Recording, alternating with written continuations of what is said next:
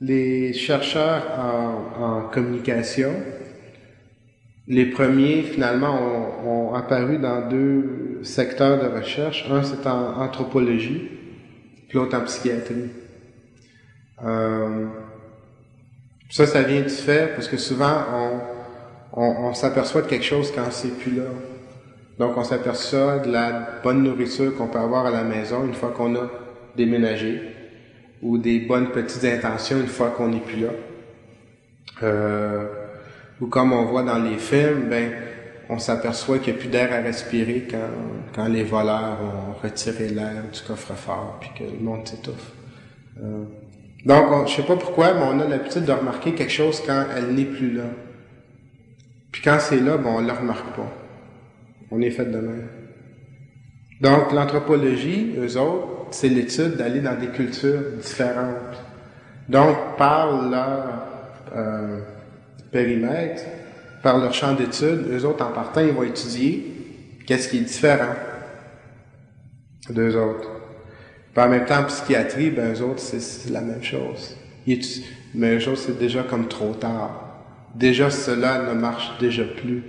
Donc, c'est vraiment ces deux secteurs où on étudie des choses qui sont différentes de nous. Dans les années 50, Gregory Bateson, avec un psychiatre, a écrit comme un livre qui était comme une nouvelle façon de penser, puis qui peut être résumé en faisant l'énoncé que l'identité n'est pas indépendante du milieu social dans lequel une personne appartient. Que l'identité est généralement définie par la culture dans laquelle une personne habite. Donc là, le concept d'identité n'était plus comme un domaine privé où chacun était dépendant. C'est que là, on commence à parler du matrix social, du contexte social, puis en même temps de culture, comme ce qui te donne ton identité.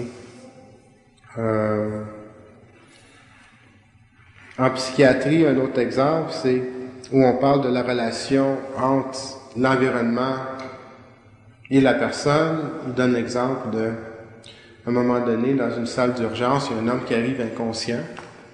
Bon, on ne sait pas d'où c'est qu'il vient, mais qu'est-ce que c'est qu'on l'a retrouvé inconscient?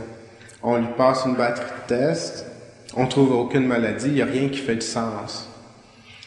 Donc, c'est vraiment un objet de mystère. Jusqu'à temps qu'à un moment donné, quelqu'un arrive puis dit, ben finalement, cet homme-là, il est tombé d'un avion, puis il y a eu une base de pression énorme.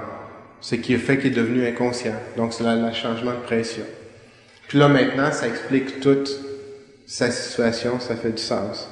Donc, c'est quand on comprend pas le contexte, quand on n'a pas l'information sur le contexte, ça peut amener qu'on va donner plein de définitions à la chose qu'on regarde à l'intérieur de nous, devant nous, jusqu'à temps finalement on peut identifier. Fait qu'une façon de comprendre les choses, c'est aussi en regardant où c'est qu'ils appartiennent, en relation avec leur environnement.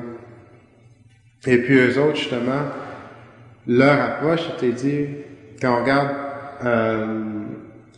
au comportement schizophrénique, comportement justement qui est une brisure de communication. C'est là où est la clé par rapport à regarder la schizophrénie, non pas la regarder comme une maladie, mais comme une brisure de communication.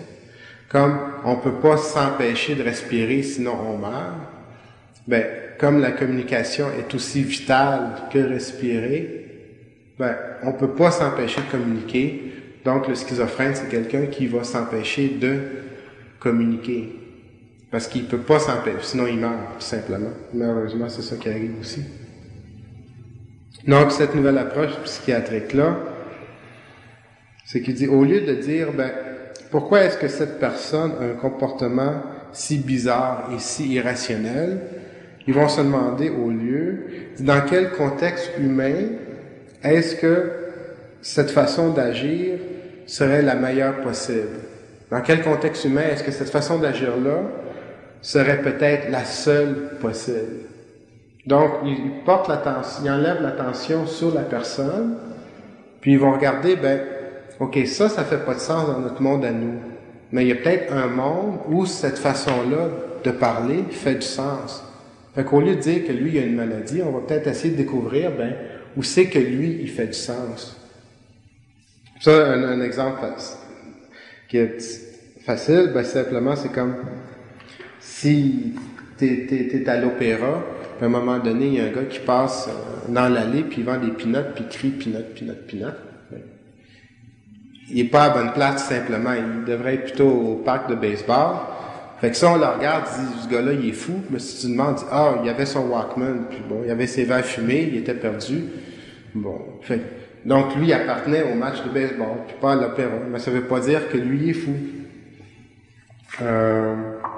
Donc, le schizophrène, finalement, ceux qu'on a baptisé la schizophrénie, doit vivre dans un univers où la suite d'événements que lui vit puis que lui projette doit, dans un sens, faire du sens.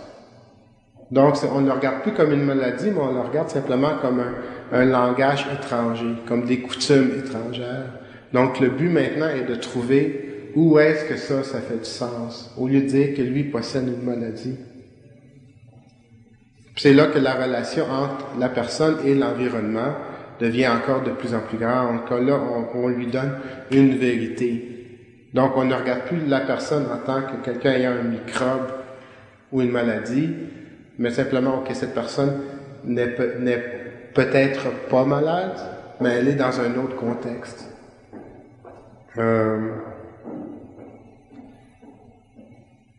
Fait que, déjà, on a étudié le contexte, mais une des complications avec le contexte,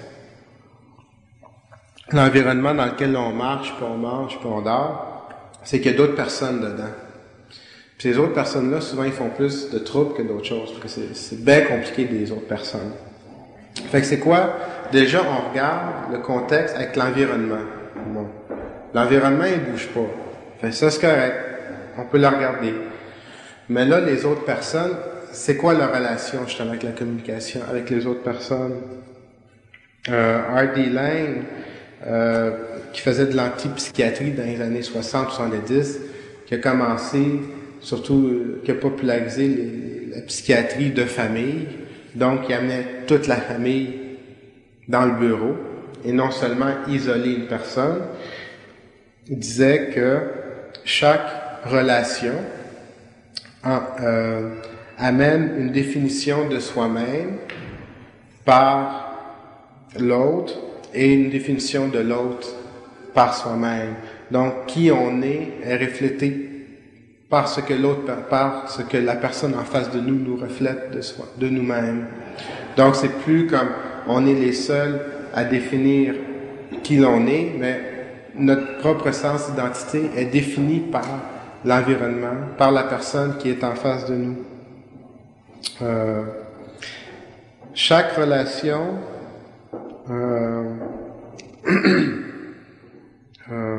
amène une définition de soi-même par l'autre et de l'autre par soi-même. Et puis il va plus loin qui dit que le rêve de la famille parfaite, dans un sens, c'est un rêve de changer les autres qui nous miroitent la définition que nous, on veut avoir de soi-même pour que l'identité que nous, on veut avoir de soi-même nous soit miroitée dans les autres. Fait que finalement, le gros romantisme dans la famille, c'est d'essayer de manipuler, de changer les autres de telle façon que les autres miroitent la façon que nous, on aime penser que l'on est. Donc, il commence à établir la relation que c'est pas moi je suis qui je suis, bon, puis ça finit là. C'est comme ma définition de qui je suis est dépendante à ce que l'autre personne en face de moi va me dire. Comment l'autre personne va réagir vis-à-vis moi.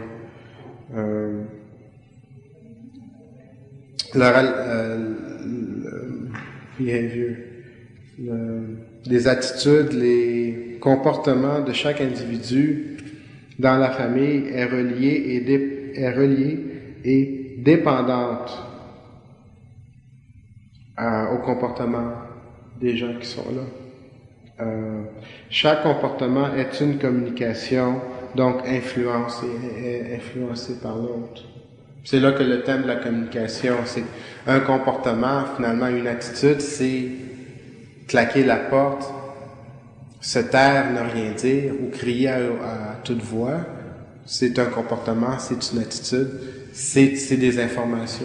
C'est de dire à l'autre, c'est d'essayer de parler à l'autre, c'est une communication. Pourquoi est-ce que c'est... Comment je faisais, c'est ça... comment je faisais... Comment est-ce que l'on communique primordialement ici, comme si je venais d'une autre planète?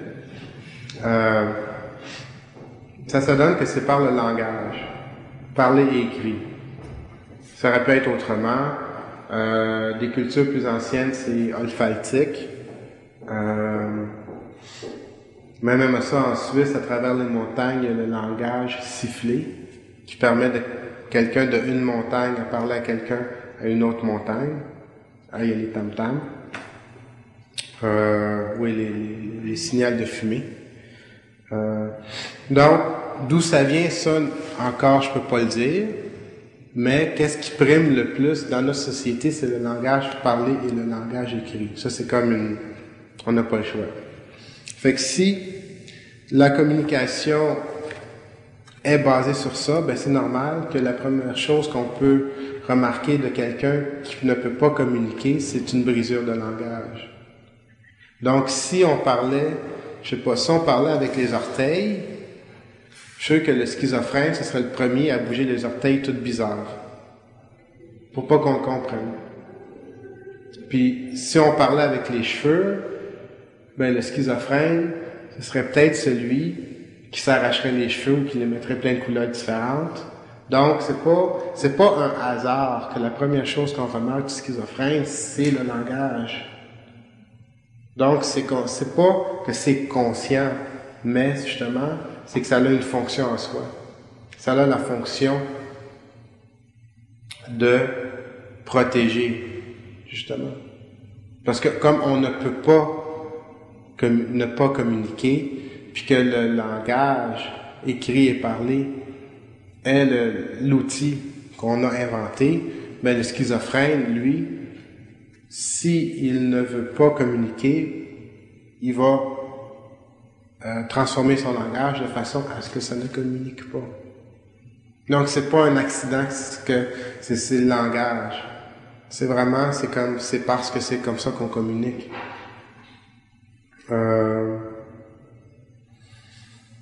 Et puis le langage, pour approfondir un peu, donc c'est vraiment comme l'outil, c'est vraiment l'outil de base dans les relations. C'est vraiment l'outil dans n'importe quel échange. C'est ça qu'on a inventé dans notre société. La façon dont les chercheurs parlent du langage, de l'importance du langage, vous avez vu les comportements schizophréniques, les comportements difficiles, on va dire, dans chaque relation, chaque participant, dans chaque communication, va essayer de déterminer la nature de la relation. De la façon que chaque personne va répondre, va confirmer, rejeter ou modifier la façon qu'on veut être identifié. Exemple très simple, si tu rencontres quelqu'un puis tu dis tu ou tu dis vous, en partant, t'établis tout de suite une relation sociale. Donc c'est juste deux petits mots, mais le petit mot est là pour définir tout le comportement qui va suivre par après. Puis la personne peut dire non, non, non, tutoyez-moi. Ou la personne peut vous regarder puis peut vous dire un gros vous pour établir que non, non, c'est pas comme ça qu'on va parler ici. Fait que chaque fois qu'on parle, ben on essaye on établit constamment quel genre de relation qu'on va avoir, autant en le donnant, pas autant en répondant à la personne. cette fonction de la communication, qui est la définition, qui donc est encore plus profondément définie en un autre chercheur qui parle de object seeking, donc la recherche de l'objet. Il écrit une des fonctions du langage, à part simplement le passage d'informations, est d'établir un contact avec une autre personne. On appelle ça la recherche de l'objet, la recherche de l'autre finalement. Donc ça, c'est un but. Donc le langage n'est pas seulement l'information. Même qu'il y a un rechercheur qui, lui, coupe carrément toute communication en deux. Qui va parler du rapport et du commandement, si je peux dire. Le rapport, c'est qu'est-ce qui amène l'information, simplement. Donc, le côté informatif. Puis le commandement, ben, c'est comment réagir ou comment être, comment réagir vis-à-vis. Un exemple de ça, justement, c'est qu'est-ce qu'on appelle comment on appelle ça, parler de la pluie et du beau temps quand tu attends l'autobus. Ou ce qu'on n'est pas en train vraiment de discuter au point de vue météorologique, puis la forme des nuages, puis la basse puis la haute pression. Mais on est dans un contact social. Si on est trop proche, ben, à un moment donné, ben, on est peut-être obligé de passer une conversation pour se sentir à l'aise. Ou qu'est-ce que les papas ou les mamans font souvent, mais surtout les mamans, qui vont dire, surtout s'ils sont assis à côté de vous, quand vous conduisez, ils disent, ben, attention, il y a une lumière, là. Ou, conduis pas trop vite, là. Ou, si vous conduisez pas, quand vous partez de chez vous, ben, habille-toi chaudement, là. Fais attention à toi, là. Comme si on allait sortir tout nu dans la neige, chose de même. Parce que finalement, ça, c'est une façon que la maman ou cette personne-là rétablit le rôle. Je suis la mère, tu es mon fils. Donc, c'est toutes des petites phrases où finalement, ben, je veux dire, on va pas prendre sérieusement, ben, habille-toi chaudement. Je veux dire, c'est comme, on va pas répondre. On sait que c'est maman qui dit ça. Mais finalement, cette phrase-là n'est pas anodine. C'est une phrase qui est là pour réétablir. C'est là qu'on voit que plus comment choisir plus la séparation, c'est comme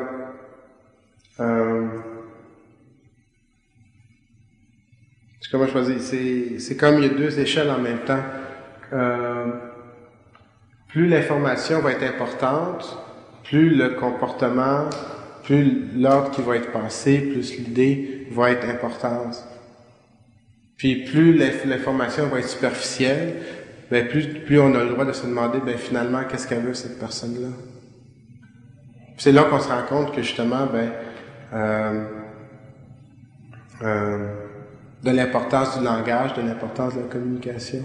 Parce qu'il va y avoir beaucoup de communications qui ne sont pas factuelles, qui ne sont pas passées de l'information. Mais ils sont essentiels, justement comme pour briser la glace, ou pour soulager, ou pour, le silence est brisé. Ça fait du bien.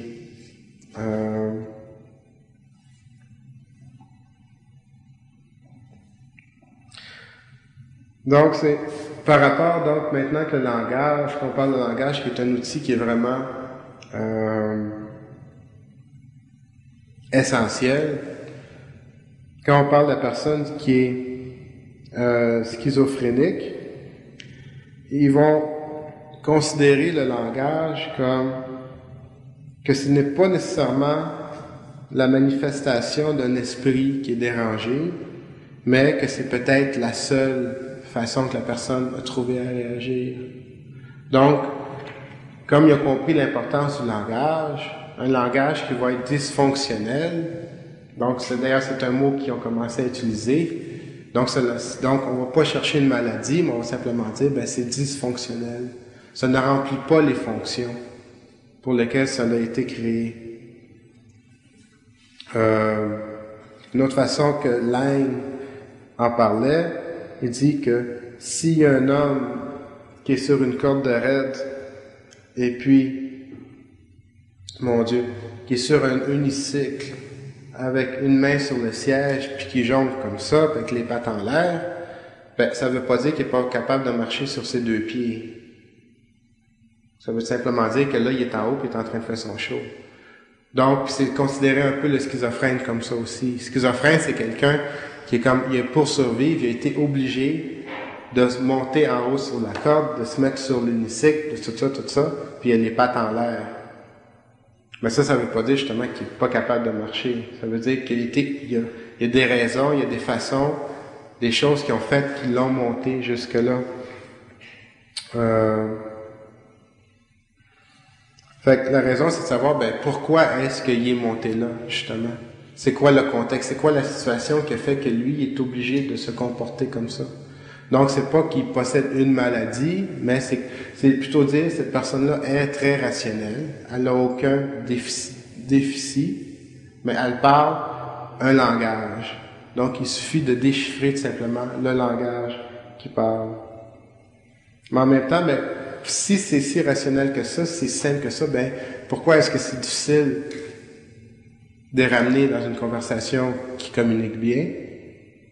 Pourquoi c'est si difficile de les ramener en bas? Ben, parce que, principalement, c'est qu'il est pris dans un, je sais pas comment dire en français, un catch-22. Une situation sans issue. C'est un catch-22, c'est le titre d'un livre qui a été tourné un film. C'est une situation, tu peux aller ni à gauche, ni à droite. C'est comme un cercle vicieux duquel tu peux jamais sortir.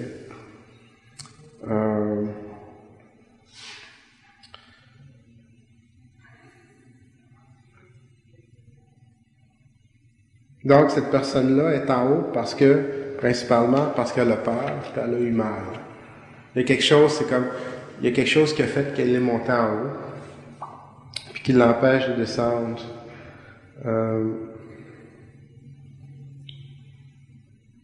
Donc, il va briser en partant la communication, le langage. Mais pourquoi est-ce qu'il brise la communication? C'est parce que, on ne peut pas ne pas communiquer. Donc, en partant, cette personne-là est prise parce que elle ne peut pas ne pas communiquer. Puis en même temps, quand on disait que la signification est l'utilisation, ou la signification est la fonction, ça veut dire que, comme disait Lang, c'est que l'action peut être définie par qu'est-ce qu'on peut voir d'elle. Donc, qu'est-ce qu'on fait va définir qu'est-ce qu'on est. Qu'est-ce qu'on fait va définir qu'est-ce qu'on pense, finalement. La façon qu'on agit va simplement refléter qu'est-ce qu'il y a à l'intérieur de nous. Mais la personne schizophrénique ne peut jamais être qu'est-ce qui peut être dit d'elle. Parce que cette personne-là, faut toujours qu'elle soit élusive. Faut pas qu'on puisse la comprendre.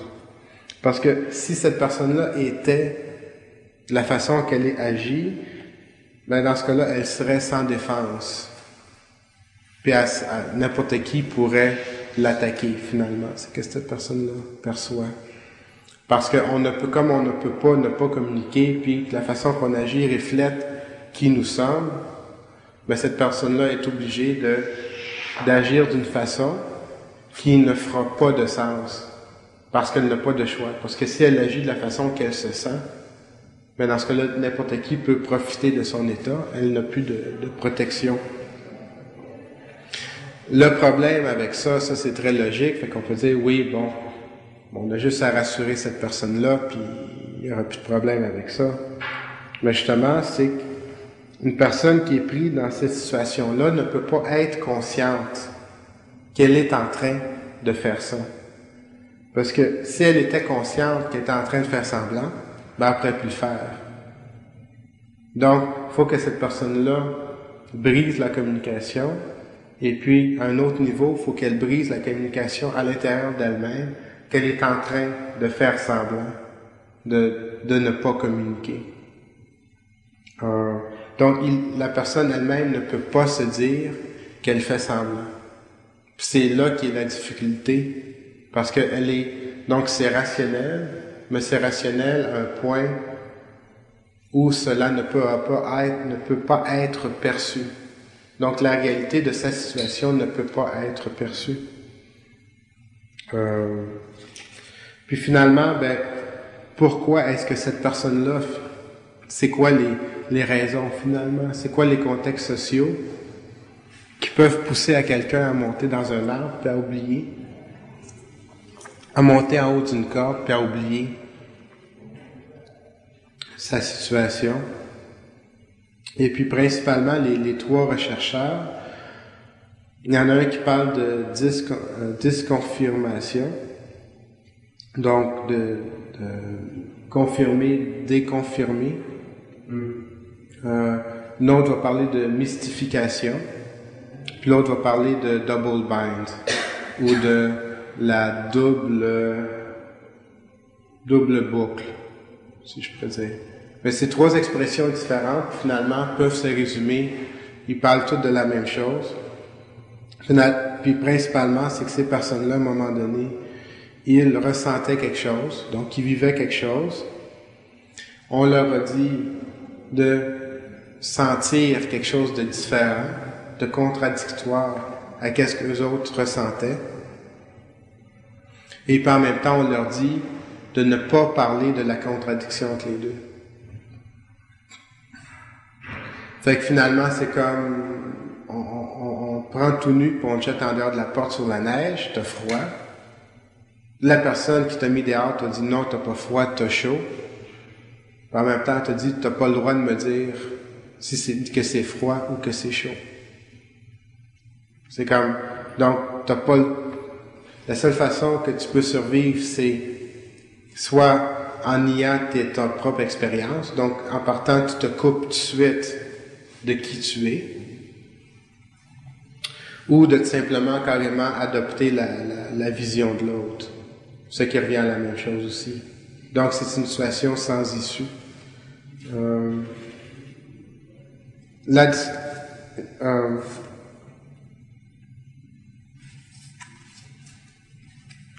Pour en parler plus profondément, par exemple, il parle de le père alcoolique. Donc l'enfant qui se fait punir ou se fait battre parce qu'il dit son père est alcoolique. Donc il le perçoit comme méchant, comme mauvais. Et puis si jamais il dit que son père est mauvais, il se fait battre parce qu'il n'a pas le droit de le dire, tout simplement. Puis en même temps, cette personne-là peut demander que l'enfant dise qu'il est gentil. Donc non seulement il nie la propre perception, mais en plus il va imposer une autre perception qui est doublement fausse. Puis donc l'enfant n'a pas le droit de parler. Donc l'enfant est obligé de vivre avec cette contradiction à l'intérieur d'elle. Ou des commentaires comme j'entends qu'est-ce que tu me dis, mais je sais que c'est pas qu'est-ce que toi tu penses vraiment en réalité. Donc ça, se faire répéter ça constamment, que je t'entends, mais finalement je sais que c'est pas ça que tu veux dire, je sais que c'est d'autres choses que tu penses. Ou les doubles standards, genre fais que ce que je te dis, mais fais pas ce que moi j'aimerais que tu fasses. C'est comme fais ça là, mais même si nous autres on le fait là, toi faut que tu le fasses, nous autres on le fait pas.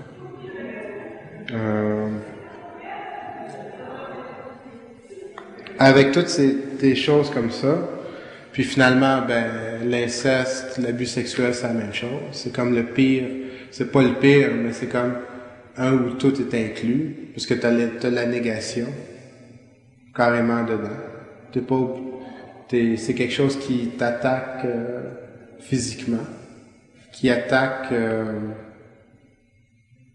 comment je peux dire, non seulement intellectuellement puis perception, mais qui est agressif contre nos propres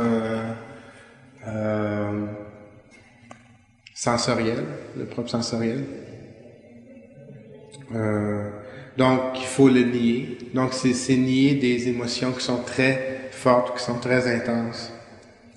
Donc, qu'est-ce qui arrive, c'est qu'en grandissant dans une atmosphère comme ça, ben, tu deviens très confus par rapport à ton identité, à qui tu es, parce que constamment, on nie les expériences intérieures. Donc, la réalité n'émane plus de nos propres expériences parce que c'est nié constamment. La réalité nous est dictée par ce qui est de l'extérieur, puis ton expérience personnelle, elle est simplement niée ou disconnectée. Puis ça, finalement, qu'est-ce que ça veut dire? Ben, ça veut dire que tu n'existes pas. Parce que toute perception qui vient de toi n'existe pas finalement. Dans ces groupes de famille, de thérapie, Laing a remarqué que quand il mettait les parents ensemble avec le patient identifié, souvent les parents étaient juges de qu'est-ce que le patient vivait, reconnaissait, qu'est-ce que le patient voulait vraiment, qu'est-ce que le patient pensait vraiment, qu'est-ce qui était pour son bien, qu'est-ce qui était une amélioration, qu'est-ce qui était un appauvrissement, ou aussi de qu'est-ce qui était possible, ou de qu'est-ce qui était impossible. En même temps, un parent pouvait invalider, détruire qu'est-ce qu'un patient disait en disant, ben, elle veut pas vraiment dire qu'est-ce qu'elle dit maintenant. C'est pas ça vraiment qu'elle veut dire. Ou un autre, ça. Elle dit ça seulement parce qu'elle est malade. Ou, elle peut pas se souvenir ou savoir vraiment comment c'était, ou comment on se sentait. Ou elle n'est pas justifiée à dire des affaires de même. Fait qu'on peut imaginer quand un enfant grandit constamment dans des choses où tout est dicté pour cette personne-là, ben cette personne-là ne peut plus vraiment savoir qu'est-ce qui est vrai, qu'est-ce qui est pas vrai, qu'est-ce qui est ses sentiments, qu'est-ce qui est vrai, qu'est-ce qui est pas vrai. Elle peut pas avoir une perspective consistante, elle peut pas avoir une vision consistante de sa relation avec elle-même ou avec les autres, ou des autres avec les autres, ou des autres vis-à-vis elle-même, parce que chacun change son jeu selon leurs besoins à eux, et non selon les sentiments à elle. Finalement, en regardant les interactions comme source principale, finalement, ça se résume que les personnes n'ont pas le droit d'exprimer leur perception, simplement, leur expérience. Ils n'ont pas le droit d'exprimer leurs émotions. Donc, tout ce qui vient de l'intérieur était carrément nié. Puis en même temps, il n'y avait pas le droit de dire que tout ce qui venait de l'intérieur était nié aussi. Puis c'est là la boucle où on peut pas sortir. Parce que non seulement tu te sens mal, mais en plus tu n'as pas le droit de le dire que tu te sens mal. Puis il faut que tu fasses semblant que tout va bien. Donc c'est pas surprenant qu'une personne qui constamment, à chaque fois ouvre sa bouche, se fait nier, se fait détruire, se fait empêcher de sentir, que sa seule façon de pouvoir survivre à ça, c'est de simplement briser de la communication. Parce que c'est à travers la communication que tranquillement on gruge. Fait que c'est en prenant des comportements où on ne peut plus la comprendre que là on ne pourra plus la manipuler, qu'on ne pourra plus détruire le peu de la personnalité qui reste à l'intérieur. Ta dernière chance, c'est de se couper simplement d'un système qui lui dit constamment de nier ses émotions, de nier qui c'est qui est, puis qui ne lui donne même pas la chance de refléter sur son état dans lequel il habite.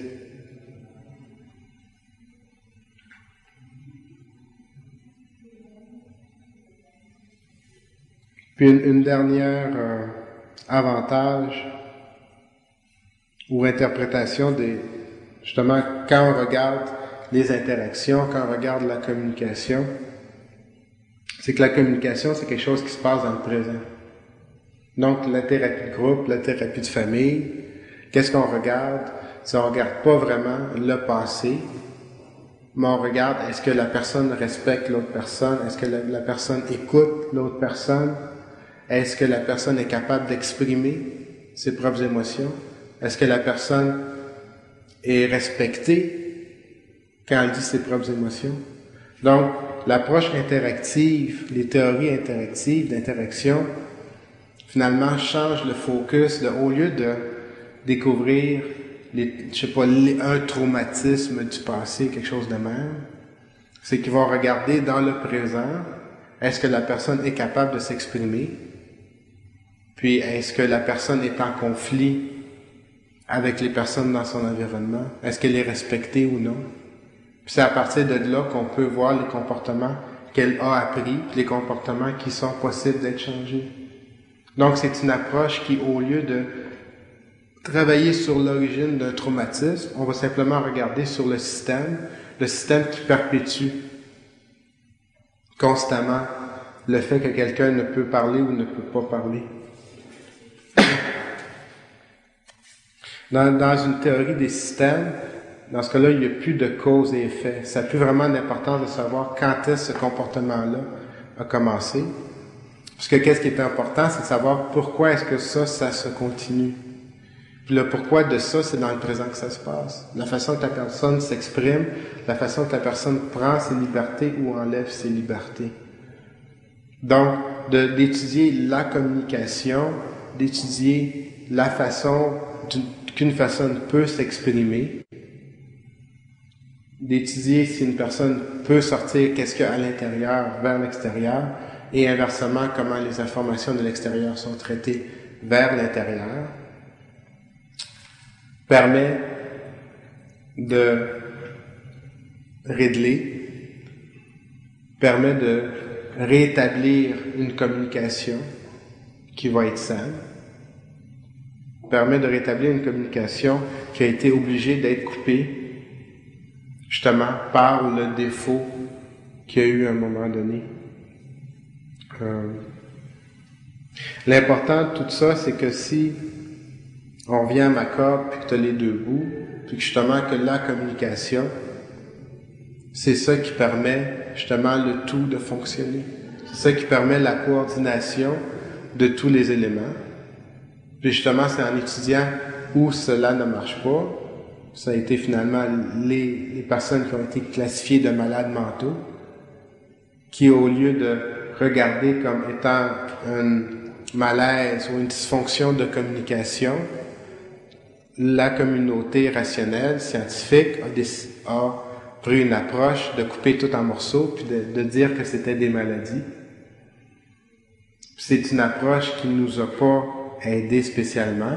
L'approche rationnelle, si on regarde au point de vue des siècles, nous a amené des avancements scientifiques, mais en même temps, nos approches nous ont aussi amené la pollution, le déclin de la planète, puis en même temps la guerre nucléaire, puis les déchets atomiques.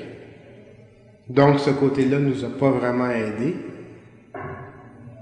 Puis le côté spirituel, il y a la Charte des droits humains, qui au cours des siècles, ça a avancé, mais encore, hier, il y avait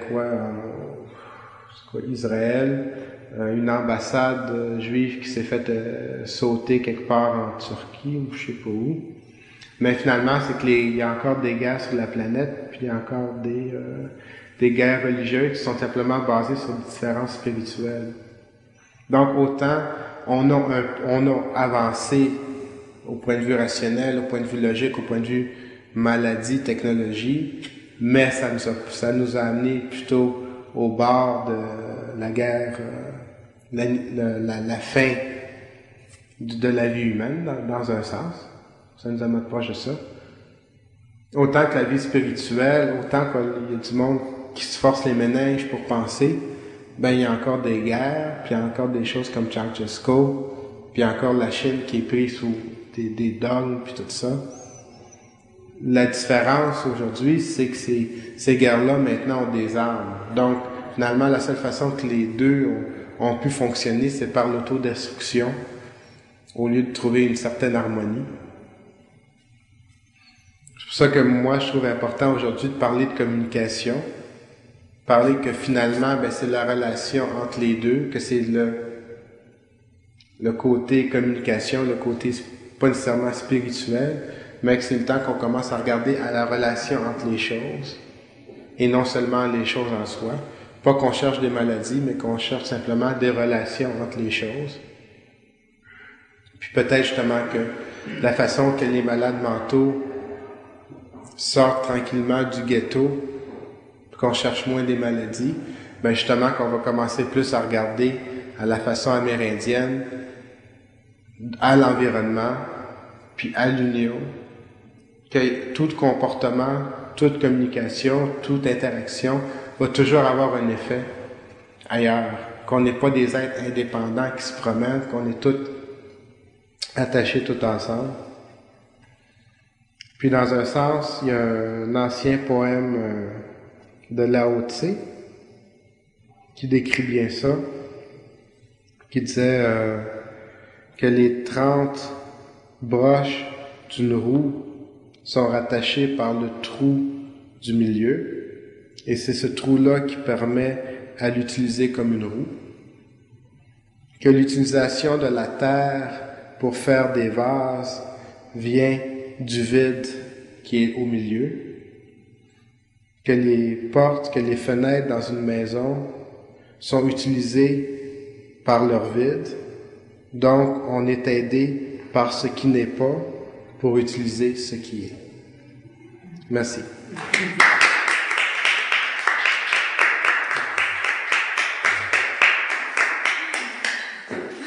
Merci de cette conférence.